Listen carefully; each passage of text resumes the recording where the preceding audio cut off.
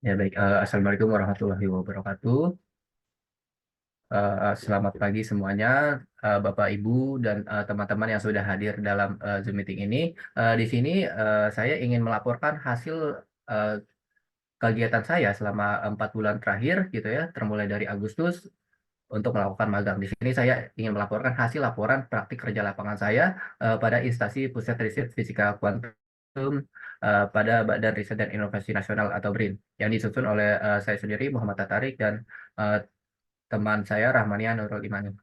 Jadi untuk praktek laporan magang ini itu kita memiliki dosen pembimbing yaitu adalah pertama itu dari kampus itu adalah Prof. Dr. Setiabudi, lalu ada juga pembimbing lapangan, ada Ibu Dr. Suci Winarsi, ada juga Bapak Muhammad Hamzah Fauzi dan Bapak Jumaida Jatmika, sama seperti teman-teman grup sebelumnya.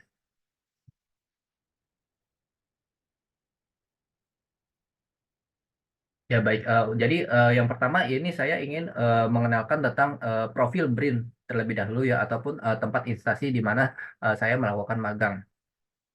Yang pertama, ini hampir sama seperti sebelumnya, di mana Badan Riset dan Inovasi Nasional itu adalah suatu lembaga riset dan pengembangan di Indonesia yang memiliki peran penting dalam memajukan teknologi dan inovasi di berbagai sektor. Nah, berdasarkan peraturan Presiden nomor 78 tahun 2021, Badan Riset dan Inovasi Nasional atau BRIN ini adalah suatu lembaga pemerintah yang berada di bawah dan bertanggung jawab kepada Presiden dalam menyelenggarakan penelitian, pengembangan, pengkajian, dan dan inovasi, penyelenggaraan ketenaga nukliran, dan penyelenggaraan keantariksa yang terintegrasi.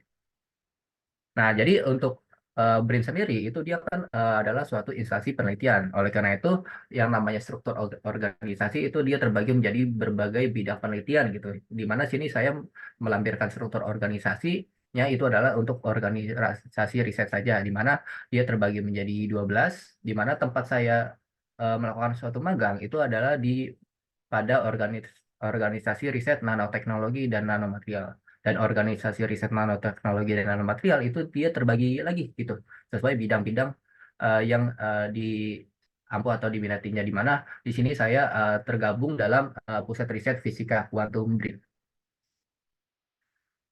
Jadi untuk waktu dan tempat pelaksanaannya itu dilakukan pada termulai dari 21 Agustus 2023 hingga 31 Desember 2023 yang berlokasi di Jalan Raya Puspita, Kota Tangerang, Provinsi Banten, Indonesia.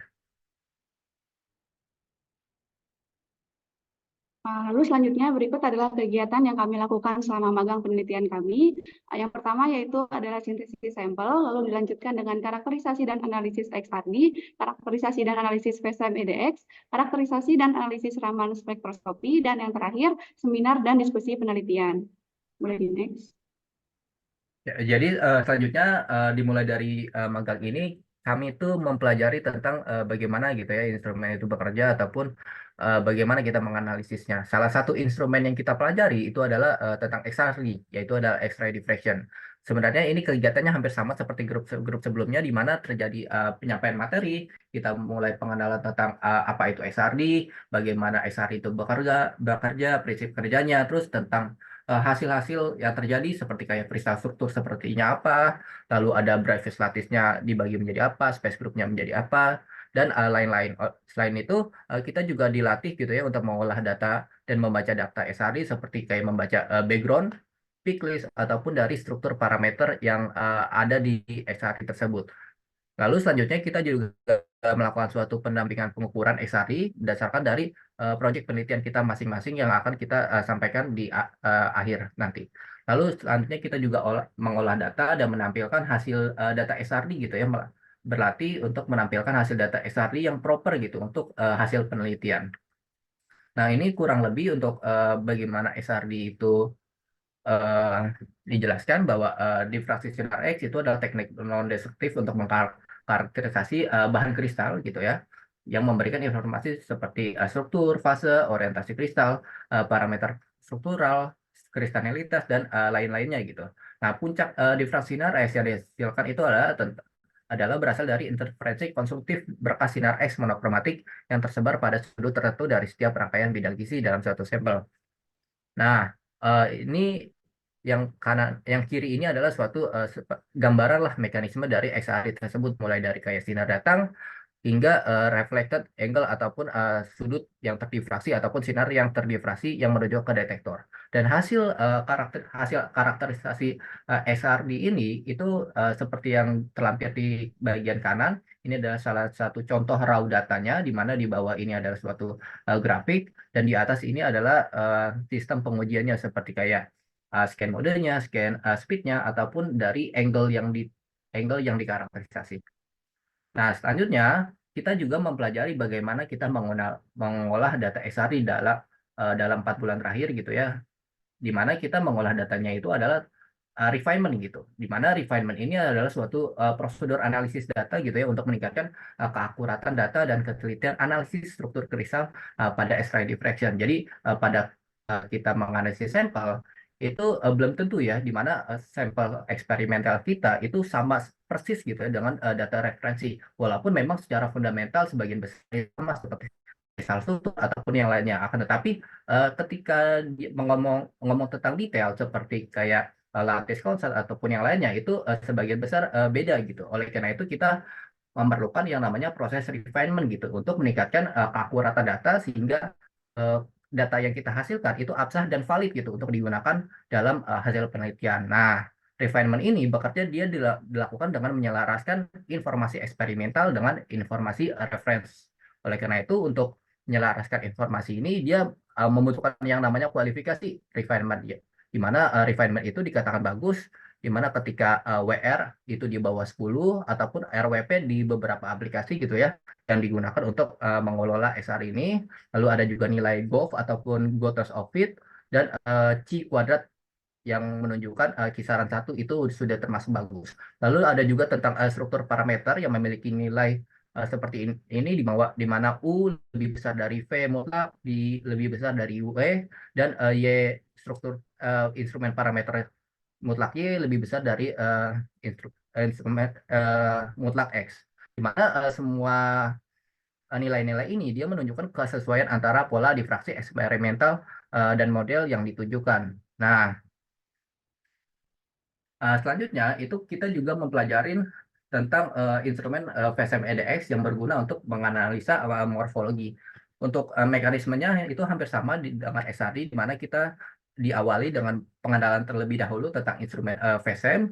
Kita juga mempelajari nggak cuma VSM, tapi kita mempelajari tentang perbedaan gitu tentang mekanisme VSM, SEM, dan TEM gitu, dan apa kelebihan dan kekurangan masing-masing instrumen tersebut. Kita juga belajar tentang bagaimana teknik analisa VSM yang terjadi seperti tadi yang dijelaskan di grup pertama tentang backscatter elektron, terus tentang sekunder elektron, apa kelebihan dan kekurangannya, dan apa pemakaian dari kedua jenis data yang dihasilkan dari VSM tersebut gitu. Selain itu kita juga selanjutnya kita berlatih gitu ya mengolah data sampel gitu ya dengan membaca data-data VSM EDX gitu. Kita melatih untuk mengukur seperti ukuran partikel ataupun yang lainnya gitu dalam terbiasa sehingga kita terbiasa dalam membaca data XR, VSM EDX.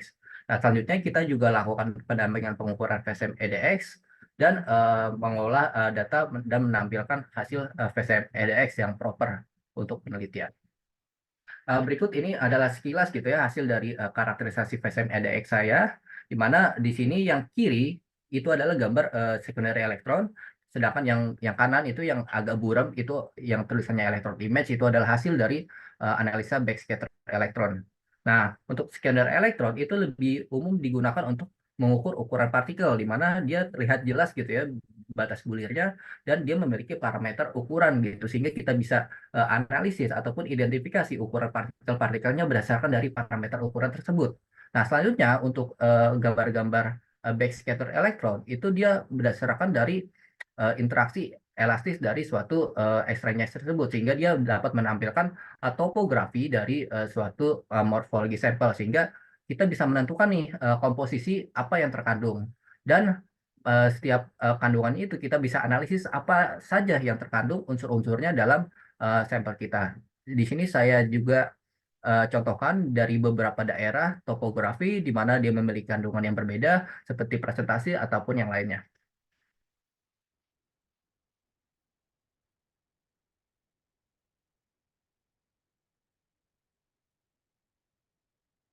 Baik, selanjutnya adalah kegiatan lain yang kami lakukan waktu saat magang di BRIN, yaitu ada karakterisasi dan analisis raman fotoluminescence spektroskopi.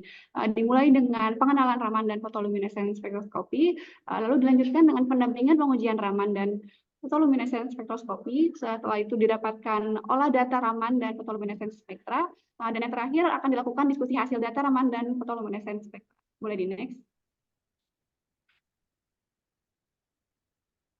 Nah, berikut adalah mekanisme dari spektroskopi Raman. Spektroskopi Raman adalah sebuah teknik spektroskopi yang digunakan untuk menganalisis perubahan energi getaran molekuler dalam sebuah sistem. Pada instrumen tersebut terdapat sebuah sumber cahaya monokromatik dalam bentuk laser yang digunakan untuk menyinari sampel. Foton-foton dari sumber cahaya ini dapat berinteraksi dengan molekul-molekul dalam sampel yang menyebabkan hamburan. Hamburan Raman terjadi karena energi foton masuk ke dalam molekul menyebabkan getaran molekuler.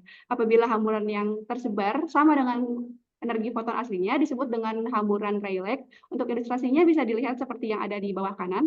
Namun hal ini hanya terjadi pada sejumlah kecil foton yang biasanya terjadi adalah di mana energi mereka berubah karena interaksi dengan molekul dalam sampel. Nah, hasil dari interaksi ini terjadi apabila foton yang dipantulkan memiliki energi yang berbeda dari foton yang datang. Terdapat dua contoh hamburan lainnya, yaitu hamburan Stokes dan yang terjadi ketika foton yang dipantulkan memiliki energi yang lebih rendah daripada foton yang masuk. Lalu ada hamburan anti-Stokes yang terjadi ketika foton yang dipantulkan memiliki energi yang lebih tinggi. Foton yang dipantulkan tersebut, baik Stokes maupun anti-Stokes, kemudian dideteksi dan direkam oleh detektor. Pola pergeseran Raman ini memberi informasi tentang getaran molekuler dalam sampel. Spektrum Raman kemudian dianalisis untuk mengidentifikasi komponen kimia dalam sampel. Boleh di next.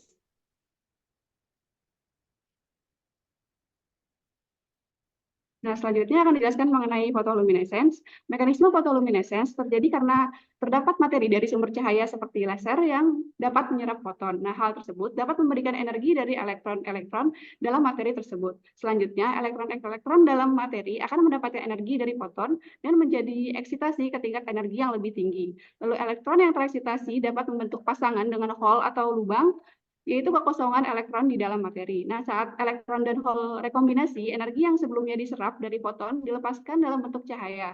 Nah, selama rekombinasi energi yang dilepaskan dapat menyebabkan elektron kembali ke tingkat energi yang lebih rendah, dan cahaya atau foton dilepaskan sebagai hasilnya dalam bentuk peak. Boleh di next. Nah, selanjutnya ada dilakukan pula seminar dan diskusi penelitian, dimulai dari seminar tentang nanomaterials dan nanoteknologi. Lalu saat itu juga dilakukan kolaborasi riset teknologi kuantum 2.0. Selanjutnya ada kolokium mengenai sintesis physical vapor deposition. Nah, dilakukan pula kolokium dengan tema Bogomolny-like equation for gravity equation. Lalu yang terakhir dilakukan diskusi paper logic dan diskusi penyusunan paper. Boleh di next. Nah, baik, selanjutnya kita ngomong tentang proyek penelitian masing-masing, di mana untuk magang kali ini itu kita melakukan untuk proyek penelitian. Oleh karena itu, ada juga eh, yang kita lakukan ya, dan ataupun material yang kita sintesis gitu. Jadi untuk proyek penelitian saya sendiri itu dia memiliki judul pengaruh temperatur sintering terhadap struktural dan morfologi superkonduktor ELA SRCU AGO, yang akan saya singkat selanjutnya itu adalah LCAO, dengan teknik metode sintesisnya itu adalah sol gel. Jadi saya ingin yang pertama tentang latar belakang. Di sini saya ingin memperkenalkan dulu tentang material superkonduktor terlebih dahulu, di mana material superkonduktor itu adalah suatu material gitu ya, memiliki sifat efek superkonduktivitas ketika dia mencapai atau di bawah suhu kritisnya. Dan setiap material itu memiliki suhu kritis yang berbeda-beda. Nah, efek superkonduktivitas itu dia memiliki dua ciri utama. Yang pertama itu adalah tentang zero resistance dan master effect. Dan kedua sifat ini itu disebabkan dikarenakan untuk teori konvensionalnya itu disebabkan karena eh, pembawa muatannya itu dia terjadi secara sempurna. Jadi tidak ada pertabrakan antara elektron dengan elektron ataupun dengan elektron dengan proton, sehingga dia terdelivery secara sempurna, sehingga tidak ada panas yang dihasilkan ataupun energi loss gitu yang terjadi pada mekanisme material superkonduktor. Nah, oleh karena sifat-sifat yang karakteristik yang unik ini, maka pengembangan tentang material superkonduktor itu selalu dikembangkan dari beberapa abad sebelumnya. Bahkan hingga sampai sekarang itu masih dilakukan suatu pengembangan material superkonduktor di mana kita ingin menemukan suatu material superkonduktor yang memiliki suhu kritis ataupun tempat aktivasinya terjadi efek superkonduktivitasnya itu mudah dijangkau. Hingga saat ini saya lampirkan itu ya tentang timeline timeline material-material yang tercatat gitu ya, material superkonduktor dengan suhu kritisnya, di mana di sini uh, terbagi menjadi beberapa jenisnya. Dan yang menjadi mention kali ini itu adalah tentang material-material yang berwarna biru, di mana dia material-material ini dia memiliki uh, ciri khas, di mana dia memiliki kuprats dalam materialnya, yaitu adalah kuprum oksida gitu. Nah, kuprum oksida dia membantu untuk terjadinya peningkatan critical temperature ataupun titik teraktivasinya material superkonduktor. Oleh karena itu, pada material superkonduktor itu dibagi menjadi eh, beberapa jenis penggolongannya. Salah satunya itu adalah tentang high TC superkonduktor kuprat, di mana dia material superkonduktor yang memiliki plannya itu adalah kuprat dan memiliki sifat yang umumnya itu dia memiliki high TC ataupun TC-nya tinggi. Nah, yang menjadi permasalahan utama itu adalah tentang struktur bagaimana superkonduktor kuprat ini dia terjadi dan bagaimana dia mengeluarkan ciri khasnya itu sendiri, karena dia tidak tidak juga bergantung dengan bagaimana teori konvensional itu berlangsung. Dan superkonduktor kuprat itu dia memiliki struktur yang kompleks seperti yang kalian lihat di bawah ini.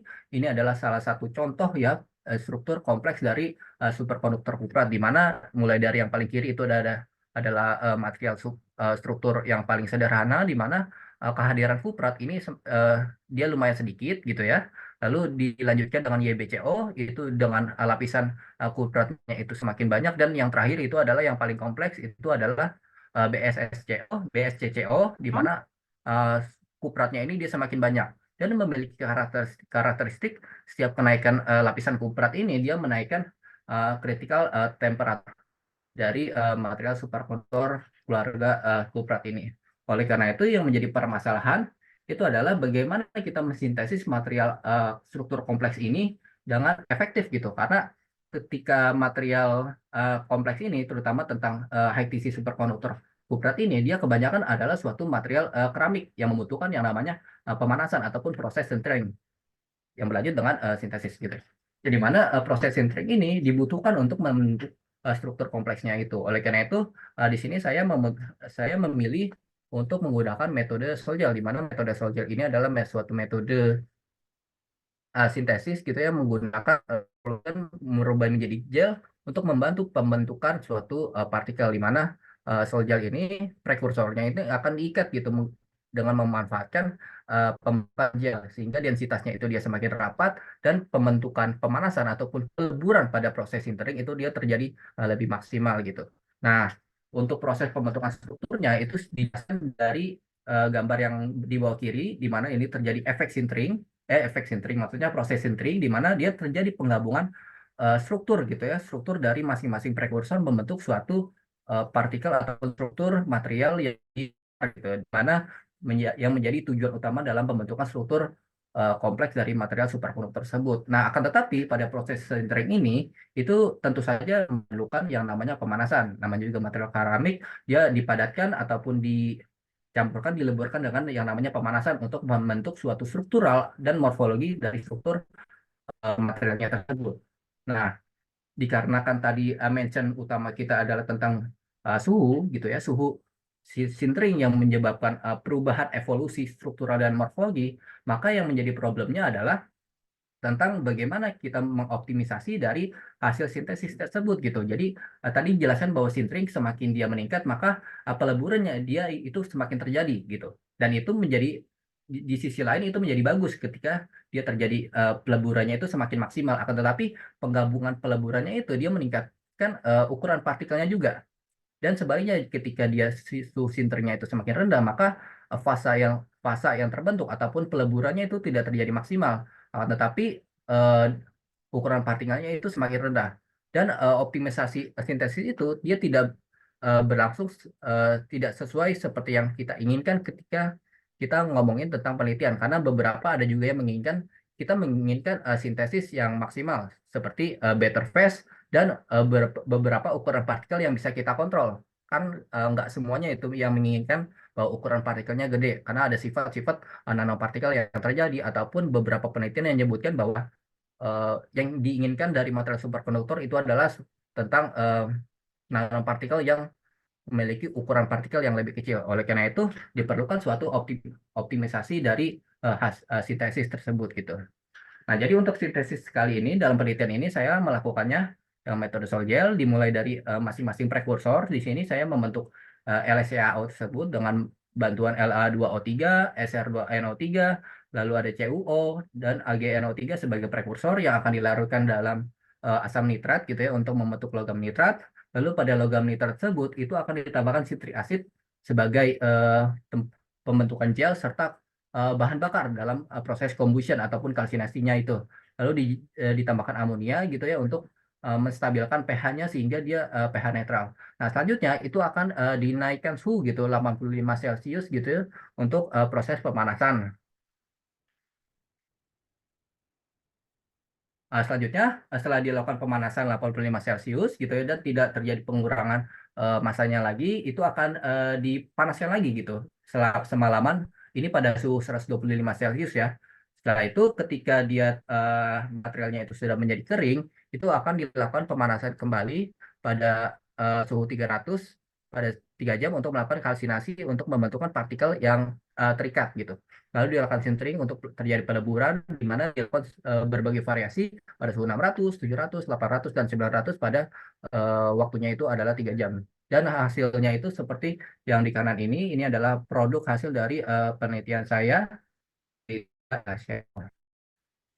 Nah, terus selanjutnya yang menjadi topik magang itu adalah tentang kita mempelajari hasil X-ray diffraction, mulai dari membaca raw data ataupun dari menganalisisnya. Nah, berikut ini saya tampilkan raw data dari hasil X-ray diffraction-nya itu yang dikirim mulai dari yang atas itu adalah suhu 600, 700, dan mulai ke bawah itu semakin tinggi suhunya. Dan berikut hasil data yang saya telah olah gitu ya dari data XRI tersebut, di mana di sini dia terbentuk menjadi berbagai difraksi yang memiliki pik-pik yang berbeda.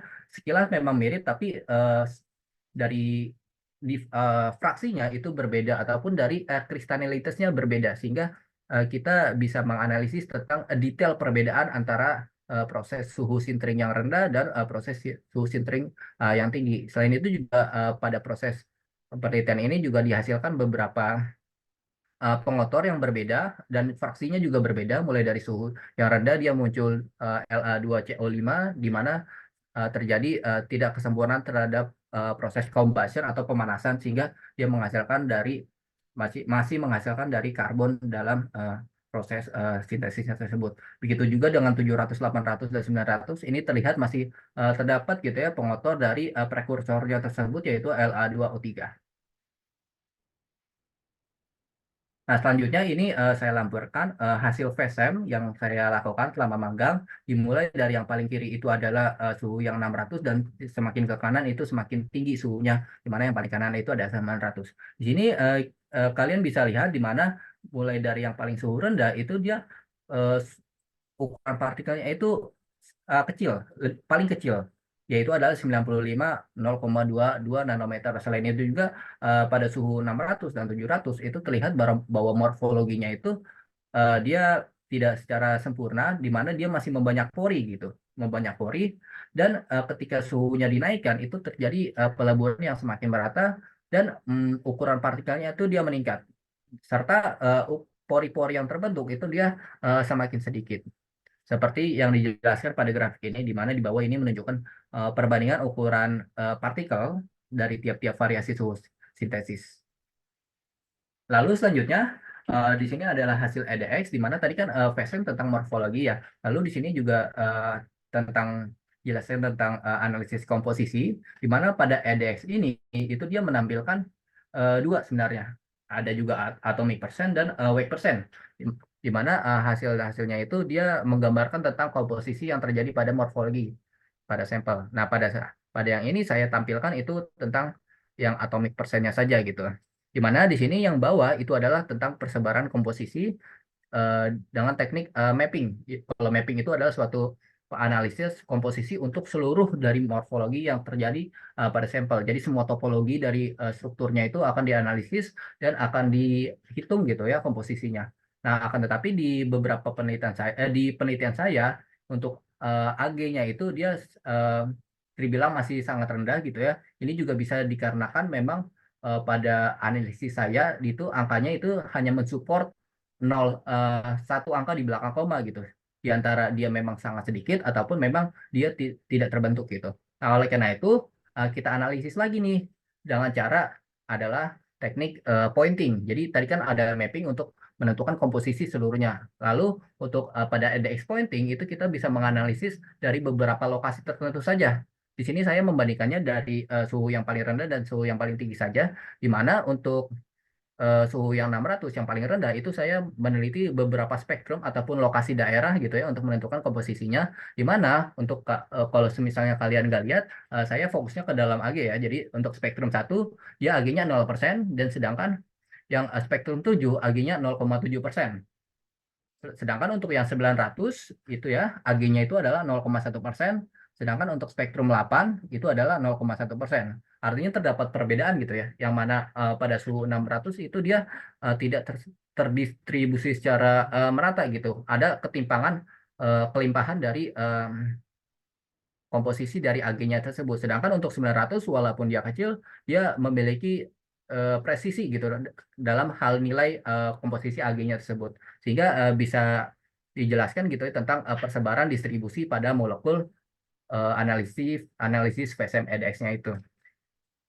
Lalu untuk hasil Raman spektroskopi, ini saya juga pelajari untuk meyakinkan tentang hasil XRD. Di sini juga hasil Raman spektroskopi juga bisa menentukan struktur fase berdasarkan dari pergeseran pita energinya. Di mana di sini ini adalah hasil dari penelitian saya yang kiri, yang 2 kiri yang berwarna, sedangkan yang tengah dan kanan itu adalah data reference yang saya gunakan. Di mana di sini terdapat perbedaan mulai dari eh, peak utamanya main peak itu di Raman Shift 100 dan 400 serta ada terjadi sedikit peak pada Raman Shift 800 yang menandakan bahwa SR ini dia pada sampel saya terkandung SR seperti referensi yang kanan ini di mana dia pada di Raman Shift energi Shift 800 itu terjadi puncak.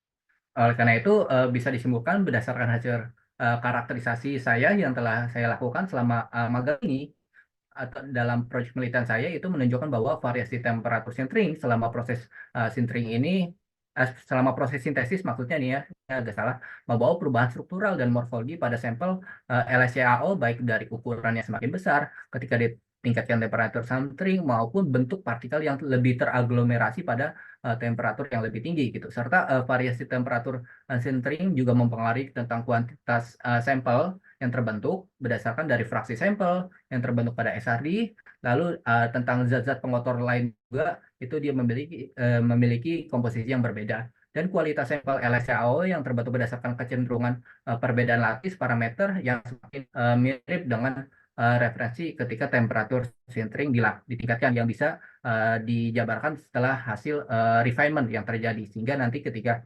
refinementnya sudah dilakukan, maka kita bisa bandingkan, oh ini yang mana nih yang paling mirip dengan referensi, sehingga yang menjadi acuan bahwa dia semakin sempurna dalam hasil hal sintesis. Selanjutnya akan saya serahkan pada Hani untuk proyek penelitian. Baik, terima kasih. Selanjutnya saya akan membahas penelitian yang berjudul pengaruh penambahan sakarin terhadap sifat optik, struktur, dan morfologi nanopartikel emas yang disintesis dengan metode elektrodeposisi. Next. Akan saya mulai dari latar belakang terlebih dahulu. Perkembangan teknologi dan sains saat ini, khususnya di bidang material, sangat berkembang pesat. Salah satu nanomaterial yang telah banyak menarik perhatian adalah nanopartikel emas atau ONP, karena memiliki banyak keunggulan seperti memiliki sifat anti kanker dan antioksidan dan dapat digunakan sebagai terapeutik, biosensor, katalis, dan drug delivery. Nanopartikel emas dapat disintesis dengan menggunakan metode green synthesis, metode fitokimia, dan turkefik. Akan tetapi pada beberapa metode tersebut masih terdapat beberapa kekurangan, yaitu pada metode green synthesis, stabilan void nanopartikel masih rendah karena telah terjadi peristiwa aglomerasi. Lalu pada metode fitokimia, Penggunaan sinar radiasi UVA dapat menimbulkan efek samping dan kurang praktis untuk diterapkan. Dan pada metode Turkevich, sulit untuk mengontrol dan memprediksi ukuran dan morfologi nanopartikel. Nah, untuk mengatasi hal tersebut, digunakanlah metode elektrodeposisi untuk mensintesis AuNP karena memiliki kelebihan seperti mudah dan terkendali untuk sintesis nanopartikel emas dengan morfologi yang dapat disesuaikan. Dengan menggunakan metode ini, morfologi struktur nano yang diendapkan pada substrat konduktif dapat menyesuaikan parameter proses elektrodeposisi, seperti waktu deposisi, konsentrasi, dan sifat elektrolit.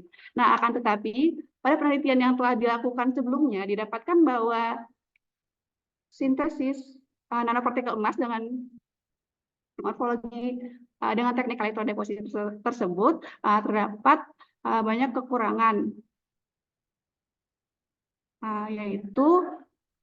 yaitu morfologi struktur nano yang diendapkan pada nanopartikel emas dapat. Nah, hal tersebut menyebabkan partikel tidak tumbuh dengan banyak dan hanya muncul pada bentuk sferikal. Nah, didasarkan hal tersebut dapat digunakan zat aditif untuk mengurangi nukleasi dan tumbuhan kristal. Pada penelitian ini digunakan zat aditif yaitu sodium sakarin yang diharapkan dapat mengurangi laju nukleasi dan menghambat pertumbuhan kristal tertentu. Boleh di next.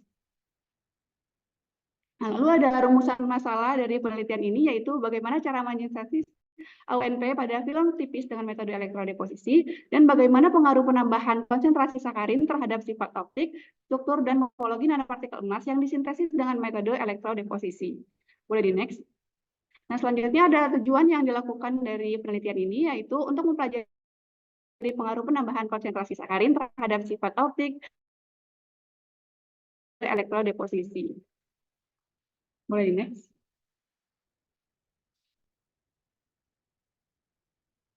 Nah, selanjutnya saya masuk ke metode penelitian. Dimulai dari sintesis sampel AuNP terlebih dahulu yang dilakukan dengan cara melarutkan 0,5 milimolar HuCl43H2O dalam 0,5 H2SO4 pada labu ukur 25 ml.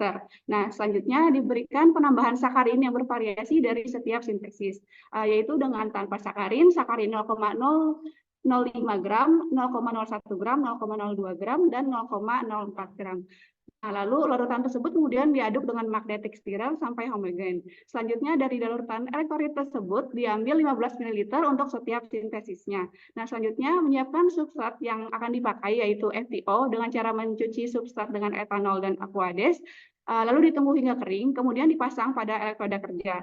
Nah, lalu selanjutnya dilakukan metode elektrodeposisi dengan menaruh larutan elektrolit yang sudah disiapkan tadi ke dalam sel dan menyiapkan elektroda counter yaitu plat PT dan elektroda referensi yaitu AgAgCl, dan dilakukan elektrodeposisi dengan menggunakan teknik fotometri siklik sebanyak 50 siklus pada scan rate 50 mV per S dengan tegangan min 1 volt sampai dengan 1,5 volt. Nah, setelah proses elektrodeposisi selesai, film tipis yang terbentuk dikeluarkan dari sel, dibilas dengan air deionisasi dan dikeringkan kembali. Lalu dilakukan sintesis sebanyak 5 kali dengan penambahan sakarin yang berbeda. Boleh di next. Nah, selanjutnya dilakukan karakterisasi sampel AuNP dari sampel AuNP yang sudah disintesis dengan metode elektrodeposisi. Kemudian dilakukan karakterisasi menggunakan Raman dan PL untuk menganalisis struktur dan sifat optik material. Lalu dilanjutkan dengan karakterisasi menggunakan VCMDX untuk menganalisis morfologi, ukuran butir partikel, dan komposisi unsur. Boleh di next. Nah, selanjutnya saya akan membahas mengenai hasil dari spektroskopi Raman yang sudah saya dapatkan. Pada gambar hasil analisis tersebut menampilkan dua variasi gambar, yaitu yang sebelah kiri yang dalam bentuk lines dan yang sebelah kanan dalam bentuk stack. Nah, berdasarkan gambar tersebut dapat diamati bahwa terdapat 3 puncak yang terlihat pada setiap sampel. Puncak-puncak tersebut terletak dari pergeseran Raman dari 1043, 1349, dan 1960. Pada puncak pergeseran Raman 1403 dan 1349 menunjukkan keberadaan AuNP yang telah dianalisis oleh Saul et al. Pada tahun 2020. Nah, sementara pada puncak 1960 merupakan puncak dari FTO atau substrat yang telah dianalisis oleh Hora Hit et al. Pada tahun 2018. Nah, intensitas puncak AuNP lebih rendah dibandingkan intensitas puncak FeO lebih rendah dibandingkan dengan intensitas puncak AUNP. Nah, faktor-faktor seperti kualitas sampel yang dianalisis dapat berkontribusi terhadap perbedaan intensitas ini. Selain itu, dapat disimpulkan bahwa variasi konsentrasi sakarin tidak mengubah struktur pada tingkat molekuler. Nah, hal ini dapat diamati dari spektrum Raman yang dihasilkan oleh semua sampel, di mana pada spektrum Raman tersebut memiliki puncak yang hampir identik dari perbandingan semuanya. Mulai di next. Nah, selanjutnya akan dibahas mengenai hasil analisis PSM. Dapat dilihat pada gambar dari yang paling kiri, terlihat bahwa sampel AUNP tanpa sakarin terbentuk partikel dengan bentuk bulat dan persebaran partikel yang kurang merata dan berjarak cukup besar dengan rata-rata ukuran partikelnya 70,86 nanometer. Nah, dilanjutkan dengan sampel selanjutnya ya. Dapat sampel AUNP dengan sudah mulai ditambah sakarin sebanyak 0,005 gram, dapat dilihat bahwa jumlah partikel yang terbentuk semakin banyak, yang merupakan efek dari penambahan sakarin dan didapatkan rata-rata ukuran partikel sebesar 61,51 gram. Lalu untuk sampel selanjutnya dengan penambahan sakarin 0,01 gram, didapatkan pada sampel ini mungkin bisa dibilang sebagai anomali karena menunjukkan morfologi yang berbeda dengan sampel lainnya dan terbentuk banyak gumpalan. Nah, dari data tersebut didapatkan ukuran partikel sebanyak 122,93 nanometer. Nah, apabila ditinjau lebih lanjut dari penelitian sebelumnya, pada sampel tersebut mungkin bisa dibilang belum dikategorikan sebagai bentuk nano karena tidak berada pada rentang ukuran partikel nano, yaitu 1 sampai 100 nanometer.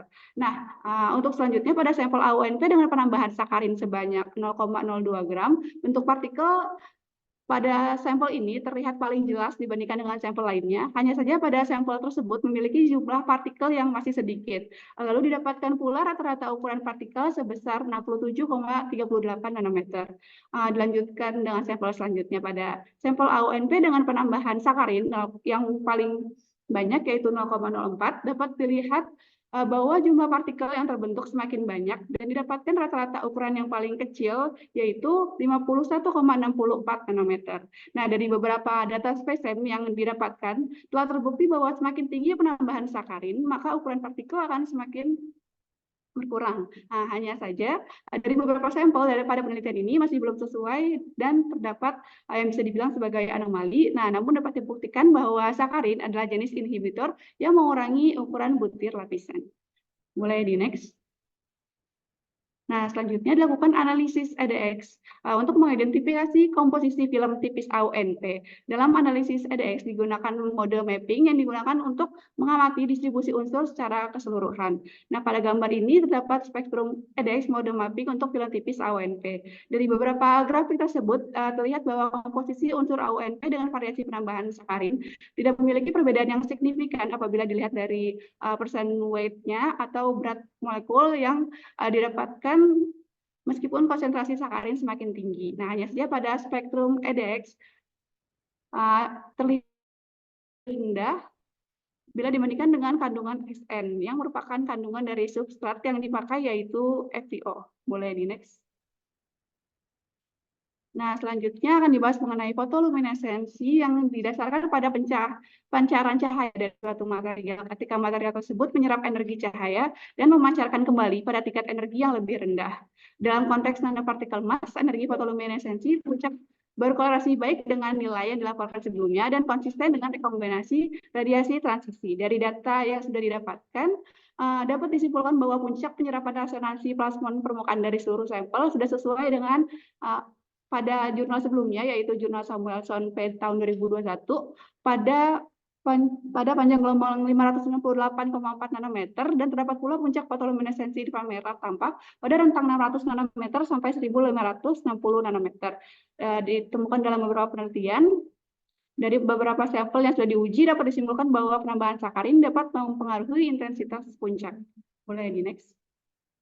Nah, jadi yang dapat saya simpulkan dari penelitian ini adalah dari beberapa data yang sudah dianalisis, dapat disimpulkan bahwa terdapat pengaruh penambahan sakarin terhadap transisi fasa morfologi dan intensitas PL elektrodeposit yang disintesis. Nah, pada spektroskopi Raman seperti yang tadi sudah dijelaskan, sudah terdapat puncak AUNP pada panjang gelombang yang sesuai dengan penelitian sebelumnya. Nah, untuk pada analisis PSEP didapatkan bahwa terbukti semakin tinggi penambahan sakarin, maka ukuran partikel akan semakin berkurang. Nah, hanya saja pada beberapa sampel pada penelitian ini masih belum sesuai dengan teori tersebut. Nah, untuk EDX sudah didapatkan bahwa terlihat komposisi untuk unsur pada AUNP dengan variasi penambahan sakarin tidak memiliki perbedaan yang signifikan. Apabila dilihat dari percent weight yang didapatkan meskipun konsentrasi sakarin semakin tinggi. Lalu untuk hasil dari fotoluminescence yang diperoleh sudah didapatkan puncak AUNP dengan panjang gelombang yang sesuai dengan penelitian terlebih dahulu. Jadi dapat disimpulkan bahwa sintesis AUNP pada penelitian saya ini sudah dibilang cukup berhasil. Boleh di next. Nah, berikut adalah daftar rujukan yang membuat PowerPoint ini. Boleh di next. Nah, baik, mungkin itu saja yang dapat kami sampaikan. Sekian presentasi dari kami. Apabila ada kesalahan, mohon dimaafkan. Assalamualaikum warahmatullahi wabarakatuh. Saya kembalikan kepada moderator. Baik, terima kasih akhir yaitu Atarik dan Rahmania. Sesi selanjutnya adalah sesi tanya jawab oleh mahasiswa. Boleh dari teman-teman mahasiswa yang ingin bertanya bisa langsung raise hand.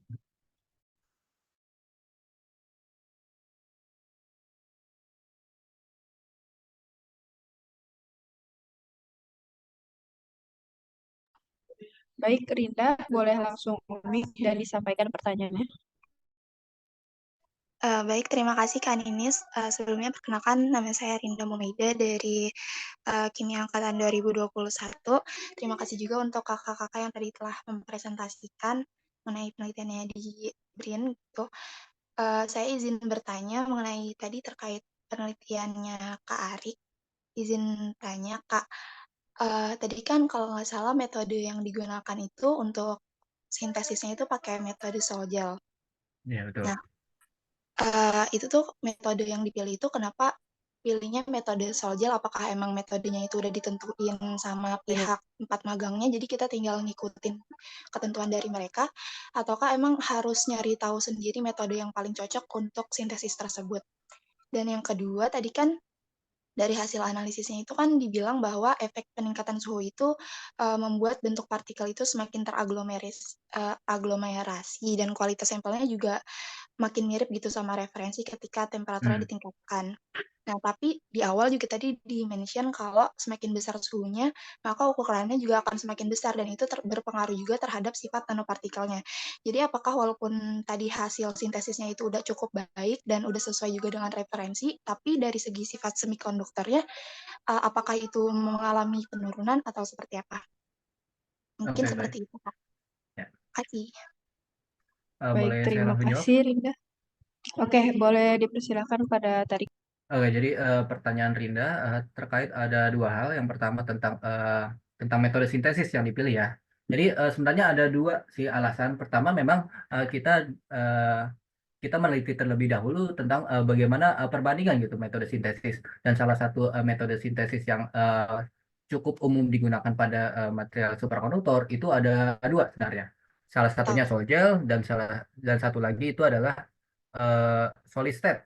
Solid state. Nah, itu dia memiliki kelebihan yang cukup baik. Salah satunya untuk sol gel sendiri itu homogenitasnya tinggi, terus persebaran distribusi ukuran partikelnya itu dia cukup homogen dan lain-lain. Dan terus kenapa tidak saya gunakan solid metode sintesis yang satunya lagi yaitu adalah tentang solid state. Jadi saya lampirkan dulu yang tadi mana ya. Nah ini, jadi pada metode sol gel itu kan dia menggunakan memanfaatkan gitu ya dari pembentukan dari solution menjadi gel yang dimana dia akan terjadi pengikatan partikel sehingga dia partikelnya itu dia akan semakin mampat gitu kan densitasnya itu dia semakin besar. Beda dengan yang namanya metode sintesis solid state di mana ketika dia solid state itu dia langsung akan dipanaskan dengan suhu yang sangat tinggi bahkan lebih tinggi dari metode sol gel. Di sini kan saya tadi menggunakan suhu rentang 600 sampai 900. Untuk solid state itu bahkan bisa sampai ribuan dan beberapa puluh jam untuk membentuk suatu struktur morfologi dari material LSCAO tersebut. Nah, oleh karena itu sol gel ini dia memiliki kelebihan, salah satunya dibandingkan dengan solid state yaitu adalah tentang temperatur sintringnya itu dia tidak terlalu tinggi, sehingga itu yang menjadi kelebihan utama dari sol gel. Selain itu juga sol gel ini dia lebih murah, yang mana kita tahu lah untuk ukuran yang namanya panas itu kan dia hasilnya berasal dari energi yang dikeluarkan dari proses hambatannya tersebut. Ketika dia menggunakan solid state, itu artinya energi yang dihasilkan itu sangat besar gitu, sehingga dia konsumsinya itu biayanya itu dia cukup tinggi dan harus memiliki yang namanya instrumen yang lebih proper. Untuk sol gel method ini saya gunakan itu menggunakan Marvel Furnace yang memang itu cukup lah untuk sol gel. Akan tetapi dia tidak kompatibel untuk proses yang namanya sintesis solid state. Lalu untuk yang pertanyaan kedua tentang mana ya Bu ya? Bentar. Oke, tentang problem optimisasi sintesis ya, di mana ketika dia suhu sintesnya itu semakin tinggi, itu fasanya itu semakin besar. Tetapi ukuran partikelnya itu semakin besar juga. Nah, untuk sifat nanopartikel dari superkonduktor itu dia memang menjelaskan banyak perbedaan. Memang belum terlalu banyak, tapi udah mulai berkembang bagaimana efek nanopartikel ketika ukuran dari superkonduktornya itu dia dirubah. Salah satu contohnya itu adalah material LSCAO ini, di mana ketika dia ukurannya itu dia perkecil, maka magnetisasinya itu dia semakin tinggi di beberapa penelitian. Oleh karena itu, tentu saja yang mereka inginkan itu adalah tentang sintesis yang bagus gitu ya. Maksudnya nanti sintesisnya tidak ada pengotor, tapi ukuran partikelnya itu diperkecil gitu, sehingga dia memiliki materialnya bagus dan magnetisasinya tinggi gitu. Jadi ketika sintringnya itu dia ketika kenaikan sintrinya itu dia meningkatkan ukuran partikel, maka itu tidak sesuai dengan tujuan dilakukannya suatu penelitian tersebut. Maka tidak optimisasinya itu tidak bagus lah dan sulit untuk melakukan sintesis. Oleh karena itu di sini saya melakukan sintesisnya itu adalah untuk menemukan gitu. Idealnya itu di berapa? Setidaknya yang ingin saya capai itu adalah dia menemukan suhu sintesis tidak ada pengotor dan ukuran partikelnya itu dia minimum. Jadi tidak seperti grafik yang seperti ini, di mana dia better phase dan ukuran partikelnya itu semakin gede, enggak. Di sini saya ingin menemukan bahwa titik di mana dia cukup ideal untuk melakukan sintesis. Setidaknya tidak ada pengotor dan ukuran partikelnya itu bisa dikontrol. Yang seperti kita tahu bahwa pemahaman yang namanya juga manusia semakin banyak dikontrol, bahkan artinya semakin bagus gitu. Artinya banyak yang bisa kita modifikasi untuk sesuai keinginan kita untuk mempermudah hidup gitu. Ataupun juga dalam hal ini untuk pengembangan superkonduktor, di mana sampai saat ini yang namanya superkonduktor itu masih sangat perkembangannya sangat aktif, bahkan sampai yang terbaru ini critical temperaturnya ini masih dalam 150 Kelvin, bahkan sampai banyak gitu ya meneliti untuk mengembangkan material-material superkonduktor pada suhu ruang dan tekanan atmosfer. Itu menjadi cita-cita utama gitu dalam ilmu pengetahuan, salah satunya itu. Baik, terima kasih Rina, apakah terjawab dari pertanyaan tersebut? Baik Kak, terima kasih sudah sangat terjawab. Ya, baik. Ada pertanyaan lain? Baik, untuk Virgi Wulandari boleh langsung on mic. Baik, Kak. Terima kasih atas kesempatannya. Sebelumnya terima kasih kepada Kak Arik sama Kak Hani atas presentasinya. Perkenalkan, nama saya Virgi Wulandari dari Kimia 2021. Saya izin bertanya ke Kak Arik. Pertanyaan yang pertama itu tadi kan Kak Arik pakai metode sintesisnya ini solid ya, Kak.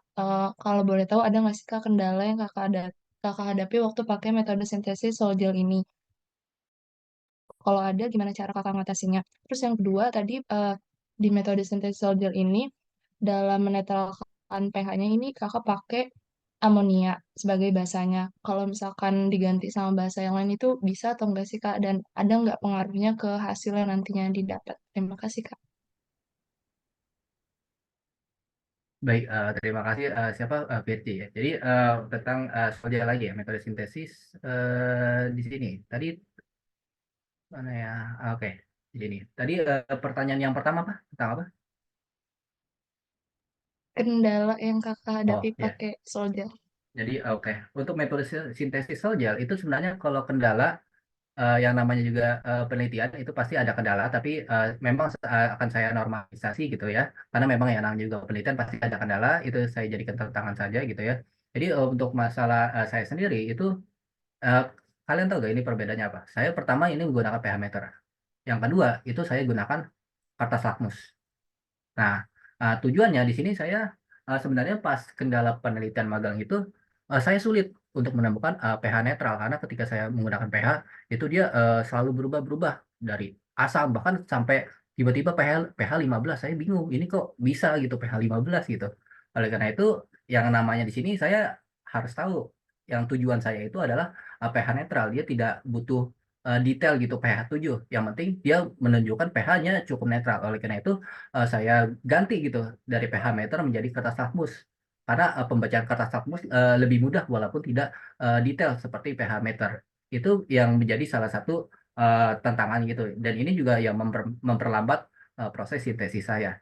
Selanjutnya juga saya seperti kalsinasi yang namanya juga kalsinasi jadi pada material superkonduktor ketika dia dilakukan sintesis itu terjadi yang namanya pertumbuhan partikel. Kalau kalian tahu di sini yang namanya drying panic ini kan ada warnanya warna biru ya. Itu masih dalam bentuk gel. Sedangkan untuk hasil produknya itu berupa serbuk warna hitam. Jadi sebenarnya yang terjadi pada kalsinasi itu terjadi yang namanya pertumbuhan partikel. Dan pertumbuhan partikelnya itu eh, gimana ya bayanginnya? Kalian tahu itu nggak apa petasan ular gitu yang dia keluar gitu. Nah, seperti itu kalsinasi. Itu sebenarnya memang wajar, tapi kendalanya itu adalah yang pertama membereskan furnace ini. Jadi furnace ini kan bukan punya saya ya. Jadi yang namanya membereskan hasil-hasil serbuk yang berterbangan itu juga cukup sulit gitu. Karena yang namanya furnace gitu kita selalu berharapnya itu hasilnya itu akan tetap steril gitu ya. Jadi sehingga untuk penelitian-penelitian lain apalagi untuk pegawai-pegawai BRIN yang memakai furnace itu dia tetap steril dan tidak terkontaminasi oleh sampel saya sendiri gitu. Itu mungkin tantangan yang salah satu dalam sintesisnya. Itu mungkin terjawab. Terus untuk pertanyaan kedua apa? Saya lupa. Kenapa pakai amonia, Kak? Kalau diganti bahasa yang lain, apakah boleh? Oke, Dan ada pengaruhnya nggak? oke. Sebenarnya untuk penggunaan amonia itu adalah betul untuk penetralan dan ini adalah suatu basa lemah. Sebenarnya untuk persamaan reaksinya itu ada gitu ya untuk mengikat asam asam nitrat ini gitu ya untuk membentuk suatu kompleks. Sebenarnya untuk pengganti amonia itu saya belum cari ya lebih lanjut tentang penggunaan basa-basa lama lainnya. Tapi kebanyakan apa yang saya temukan itu adalah menggunakan amonia gitu karena dia bereaksinya dengan nitrat untuk membentukkan suatu kompleksnya itu. Mungkin itu kurang lebih menjawab dari pertanyaan siapa Virgi ya. Iya, oke, makasih, Kak.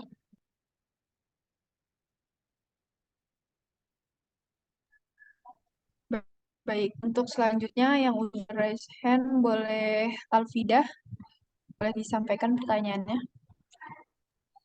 Baik, terima kasih Ms. Rina atas kesempatannya. Saya izin bertanya kepada penelitian yang dilakukan oleh Rahmania. Mengapa pada penelitian tersebut itu menggunakan zat adiktif berupa sakarin dan bagaimana efeknya terhadap nanopartikel emas tersebut? Terima kasih.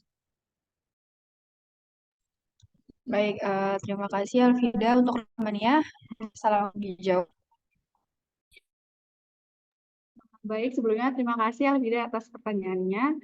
Pertanyaannya tadi mengenai zat aditif yang dipakai pada penelitian ini yaitu sakarin. Jadi pada penelitian ini digunakan zat aditif sakarin karena pada penelitian sebelumnya yaitu penelitian dari Ghosh et al. Pada tahun 2023, zat aditif sakarin sudah dapat digunakan untuk mengurangi nukleasi dan pertumbuhan kristal. Jadi sebelumnya sudah dipakai dan sudah dapat digunakan. Nah, tapi sejauh ini sintesis nanopartikel dengan menggunakan zat aditif sakarin, khususnya nanopartikel emas, tidak banyak dilaporkan oleh para peneliti. Nah, maka dari itu penting untuk mempelajari hal ini sebagai tantangan baru yang diharapkan dapat menjadi peluang untuk penelitian yang lebih jauh. Nah, jadi pada penelitian ini diharapkan reaksi zat aditif sakarin dengan nanopartikel emas dapat mengurangi laju nukleasi dan menghambat pertumbuhan kristal tertentu. Mungkin itu jawabannya, Alvida. Semoga bisa terjawab. Ya, baik, sudah terjawab. Terima kasih. Baik, karena keterbatasan waktu, mungkin cukup 3 penanya saja. buat kelompok terakhir, sesi selanjutnya akan ada tanggapan dari dosen pembimbing PKL yang berada di BRIN. Mungkin boleh dari Ibu Dr. Suci Winarsih MSI. Apakah saya sudah terhubung dengan Bu Suci? Iya, sudah terdengar suara saya, Mbak. Baik, sudah terdengar. Baik, Bu. Untuk sesi selanjutnya akan ada tanggapan ataupun saran terkait pekerjaan atau penelitian yang telah teman-teman lakukan. Baik, kepada Bu Suci, saya persilahkan. Iya, terima kasih Mbak Nisrina.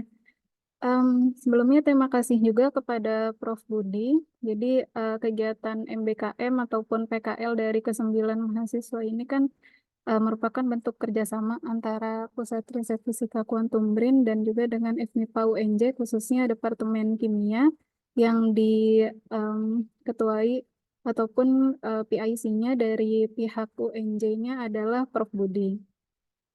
Jadi ke-9 mahasiswa ini mulai MBKM di bulan September, terkecuali Arik itu mulai terlebih dahulu bulan Agustus karena membuat sampelnya di BRIN, sedangkan teman-teman yang lain membuat sampelnya itu di kimia. Jadi secara garis besar ke-9 mahasiswa sudah menunjukkan antusiasmenya dalam hal teknik karakterisasi dan juga pengolahan data, akan tapi memang masih banyak yang perlu ditingkatkan. Misalnya kalau yang terlihat sudah menguasai pengolahan data dan juga antusiasmenya sudah terlihat dan dalam memecahkan masalahnya sudah cukup baik, itu adalah Ali, Atarik, Cika, Abdul, dan Fatar. Akan tapi kalau Fatar ini kekurangannya sayangnya hasil pengolahan datanya nggak dimasukkan ya di laporan akhirnya, padahal pengolahan data dari Fatar itu sudah cukup baik.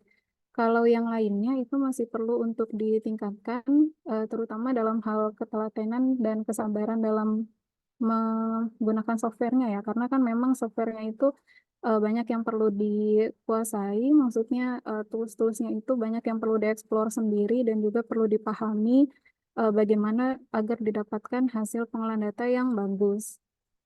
Itu kemudian juga ada beberapa mahasiswa yang mungkin masih perlu ditingkatkan juga dalam hal awareness-nya terhadap lingkungan ya. Maksudnya misalnya semoga tidak terulang lagi seperti tidur di kelas ataupun juga eh, tidak memperhatikan pada saat pembimbing itu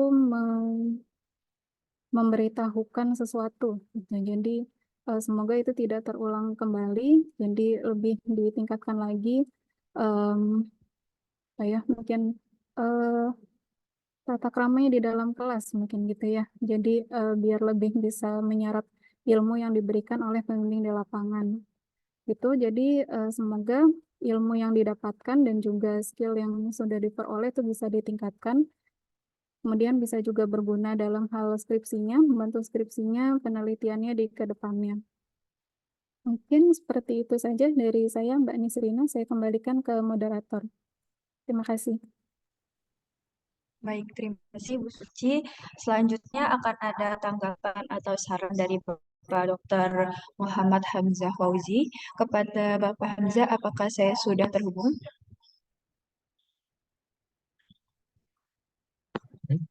Um, Suara saya sudah terdengar dengan jelas ya? Ya, terdengar. Baik, selanjutnya saya persilahkan Pak. Iya, saya ucapkan terima kasih banyak kepada rekan-rekan semua, 9 orang ini yang sudah melaksanakan program PKL/MBKM yang di BRIN selama kurang lebih 3 bulan, 3 bulan ini ya, hingga akhir Desember tahun lalu. Overall menurut saya sudah cukup baik apa yang dilakukan teman-teman ini, mulai dari pembuatan sampel di kampus masing-masing kecuali Tarik ya, dan juga kemudian karakterisasi material di BRIN begitu. Walaupun ada beberapa hal yang mungkin perlu ditingkatkan ya, yang utamanya itu adalah kualitas material yang mungkin perlu ditingkatkan lebih lanjut. Kalau ada rekan-rekan lain, misalnya juniornya yang akan melanjutkan um, topik-topik yang sudah diampu oleh senior-juniornya, senior-seniornya ya.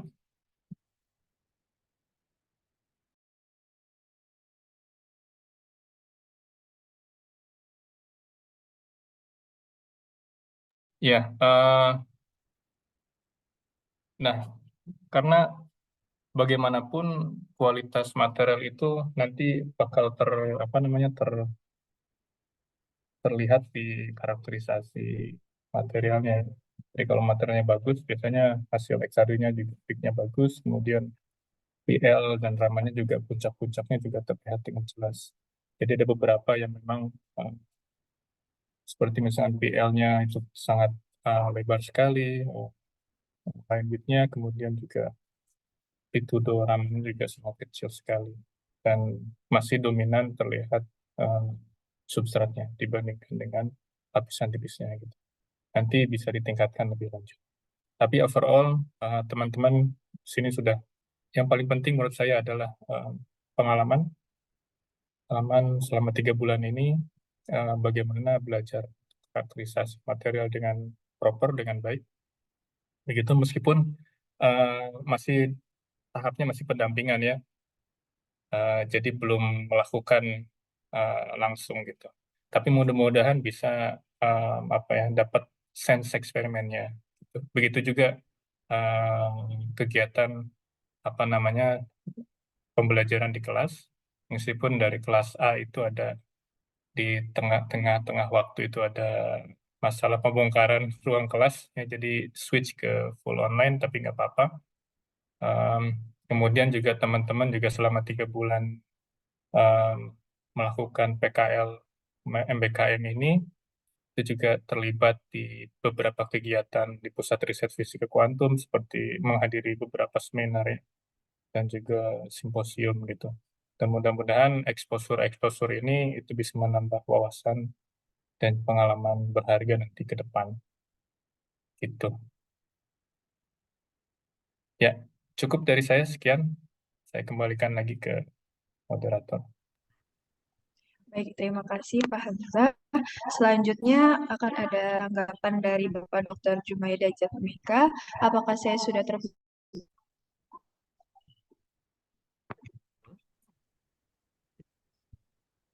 Pak sudah terdengar?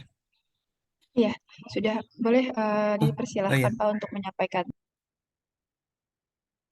ya terima kasih atas kesempatannya untuk eh, memberikan pesan dan kesan ya.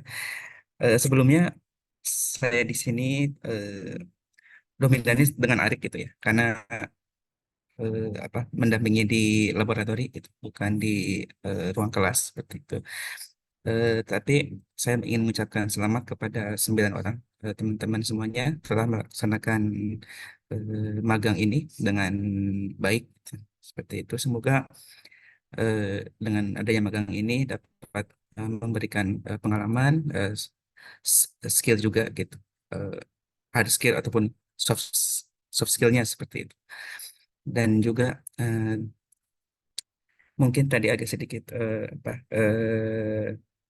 saran gitu untuk menyajikan presentasinya mungkin bisa ditingkatkan kembali gitu.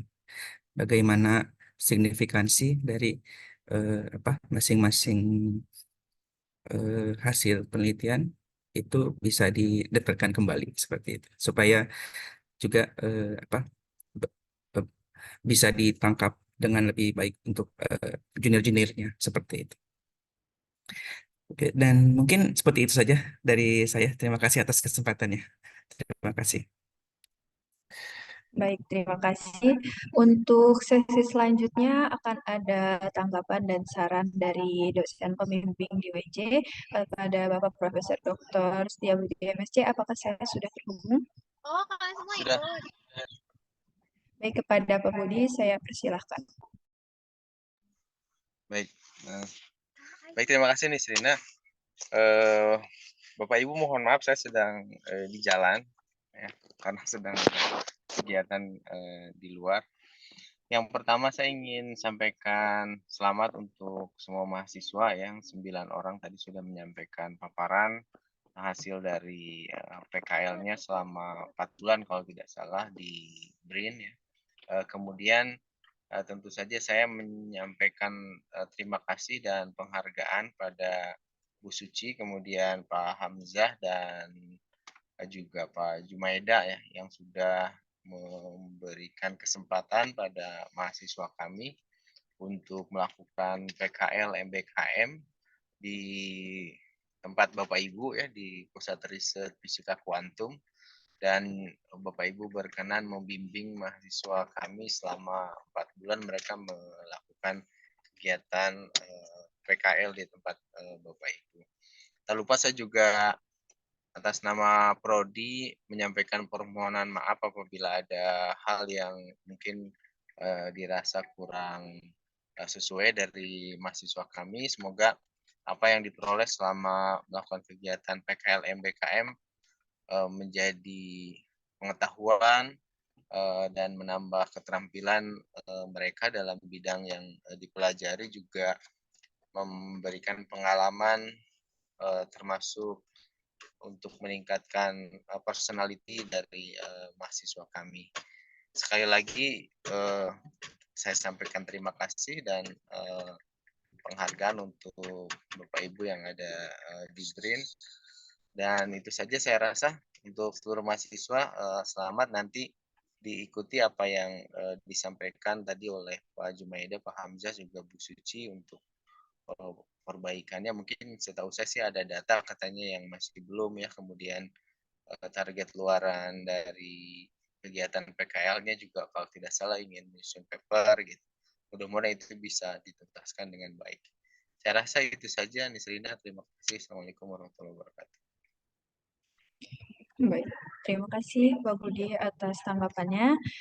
Sesi yang terakhir mungkin ada perwakilan dari teman-teman mahasiswa untuk menutup presentasi hari ini. Dipersilahkan. Baik, bismillahirrahmanirrahim. Assalamualaikum warahmatullahi wabarakatuh. Di sini saya mewakili teman-teman MBKM di BRIN dari Universitas Negeri Jakarta. Kami mengucapkan banyak terima kasih kepada Bapak Ibu pembimbing PKL, terutama untuk Ibu Suci Winarsi, Bapak Hamzah dan juga Mas Jumaida. Terima kasih banyak atas apa yang disampaikan. Saya berterima kasih karena akhirnya bisa merasakan bagaimana mendapatkan pengalaman dibimbing langsung oleh para peneliti-peneliti hebat yang passionate dan juga sangat mendetail, orang yang sangat mencintai pekerjaannya gitu. Terima kasih juga kepada Bu Suci atas masukan-masukannya yang sangat mendetail, dan kami mohon maaf jika ada hal-hal yang mungkin kurang berkenan. Dan untuk Pak Hamzah, terima kasih juga karena selalu mendorong kita untuk memperluas wawasan dan juga memberikan sense penelitian sehingga kita bisa mengetahui apa yang benar dan apa yang salah. Dan Mas Jumaida juga terima kasih telah memberikan banyak sekali bimbingan kepada kita dan banyak mendampingi kita juga gitu. Walaupun kitanya mungkin agak ada yang kurang mengenakan, kami mohon maaf sekali lagi.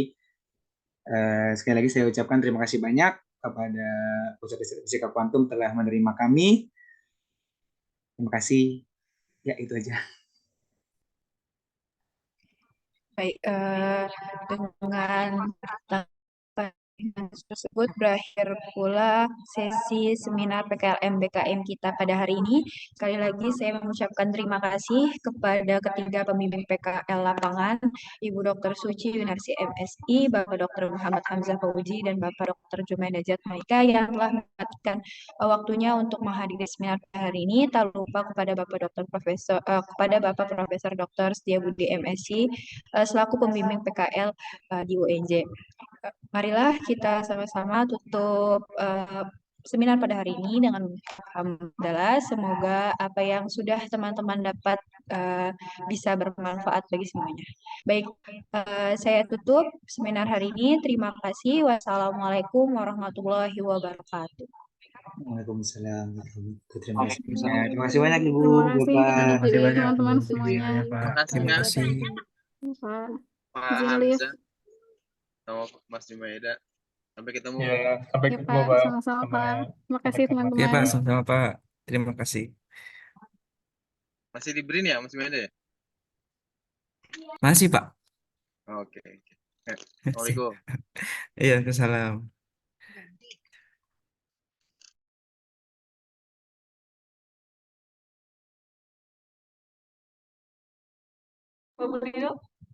Kayak gitu.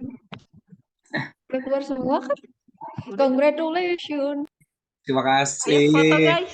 Ayo siapa yang tidur? Gensi, ayo foto-foto ke Siapa samping. yang Maaf tidur? ya Fatir Siapa dulu tuh? dong. Fatir Siapa lihat yang Fatir, tidur? keluar dulu ya Fatir. Fatir aja Fatir. Diusir aja. Klarifikasi guys. Maaf ya Fatir. Itu sebenarnya tidak Mana tidur. Devia Suci.